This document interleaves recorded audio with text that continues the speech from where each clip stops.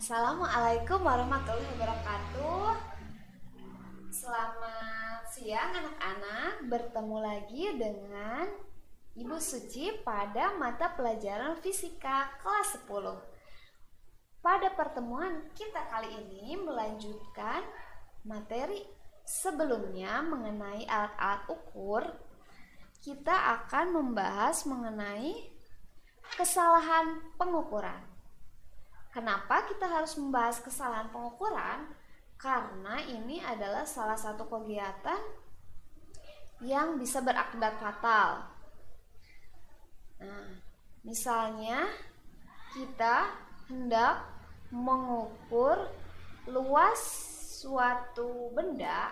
Nah, kalau kita menggunakan alat ukurnya salah, penggunaannya salah, maka itu akan mengakibatkan hasilnya jadi tidak betul dan nantinya produk yang dihasilkan juga kurang baik. Makanya walaupun kalian jurusan multimedia, kesalahan pengukuran ini tetap dipelajari karena kita tidak tahu nanti ke depannya kalian akan misalnya akan menjadi seorang arsitek, terus seorang ahli fisika di lab. Kemudian kalian juga punya lahan pertanian, itu tidak terlepas dari yang namanya alat-alat ukur. Oke, kita bahas ya. Kesalahan pengukuran. Besaran fisika tidak dapat diukur secara pasti dengan setiap alat ukur. Maksudnya gimana ya? Hasil pengukuran selalu mempunyai derajat ketidakpastian. Artinya, alat ukur yang dimiliki oleh seseorang itu misalnya berbeda mereknya dengan yang lainnya juga. Nah, itu bisa mengakibatkan kesalahan juga pada pengukurannya. Jadi kita kalau membeli alat ukur itu juga harus teliti. Ketika kita akan membeli mistar, itu bisa dilihat dulu apakah satuannya atau angkanya itu sudah benar atau tidak gitu. Kesalahan pengukuran dapat dibedakan menjadi dua jenis, yaitu kesalahan sistematis dan kesalahan acak.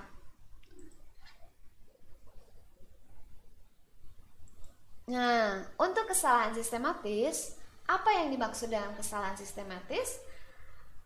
Kesalahan sistematis adalah kesalahan yang sebabnya dapat diidentifikasi secara prinsip dan dieliminasi. Artinya, di dalam kesalahan sistematis ini, walaupun salah, bisa diminimalisir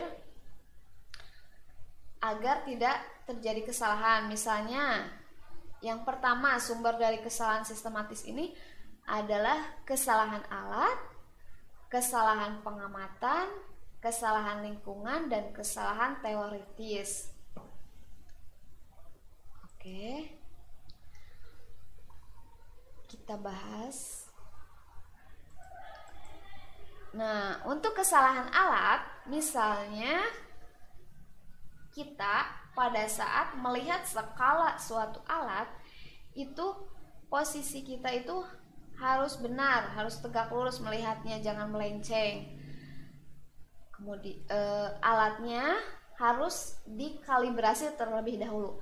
Apa itu kalibrasi? Misalnya neraca ketika kita akan menimbang suatu benda atau makanan gitu, kita harus kalibrasi dulu itu skalanya itu, si jarumnya itu sudah menunjukkan angka 0 atau belum gitu.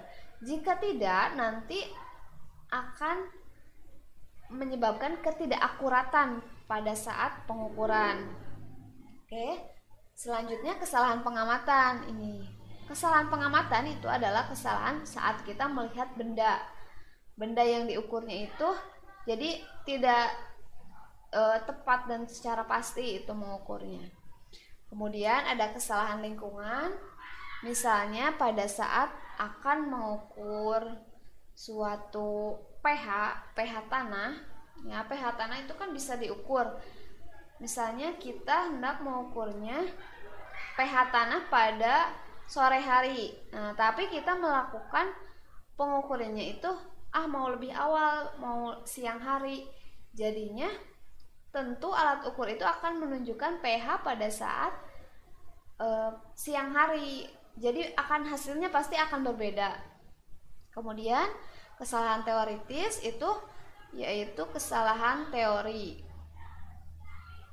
Kesalahan teori pengamatan ya, tentunya penggunaan alat-alatnya tidak benar. Nah, untuk yang kedua itu ada kesalahan acak. Kesalahan yang menghasilkan hamburan data di sekitar nilai rata-rata. Sumber kesalahan acak tidak dapat diidentifikasi secara pasti ya, tadi seperti sebelumnya kesalahan sistematis. Nah, jadi ini kesalahan acak itu terjadi begitu saja. Jadi tidak dapat diprediksikan terlebih dahulu. Oke. Istilah dalam pengukuran. Ketelitian adalah suatu ukuran yang menyatakan tingkat pendekatan dari nilai yang diukur terhadap nilai yang benar. X0. Kemudian ada kepekaan. Kita harus memiliki rasa kepekaan, yaitu ukuran minimal yang dapat dikenal oleh instrumen alat ukur. Kemudian ketepatan atau akurasi adalah suatu ukuran kemampuan untuk mendapatkan hasil pengukuran yang sama dengan memberikan suatu nilai tertentu pada besaran fisis. Perbedaan hasil-hasil pengukuran pada pengukuran berulang. Oke. Nah, ketidakpastian mutlak dan relatif. Maksudnya ini dalam sumber kesalahan juga. Jadi sumber ketidakpastian mutlak dan relatif. Ini hasil pengukuran selalu dilaporkan sebagai X sama dengan X kurang lebih delta X, di mana delta X merupakan setengah skala terkecil. Nah, mungkin untuk penjelasan ini kita akan membahasnya langsung pada saat pertemuan tatap muka.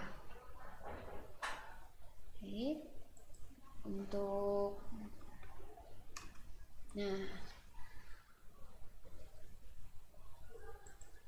Baik, terima kasih. Kita sudah membahas mengenai sumber-sumber kesalahan dalam pengukuran. Semoga kita dapat lebih teliti lagi ketika akan melakukan pengukuran, dan kita juga akan mempraktekannya secara langsung pada saat tatap muka.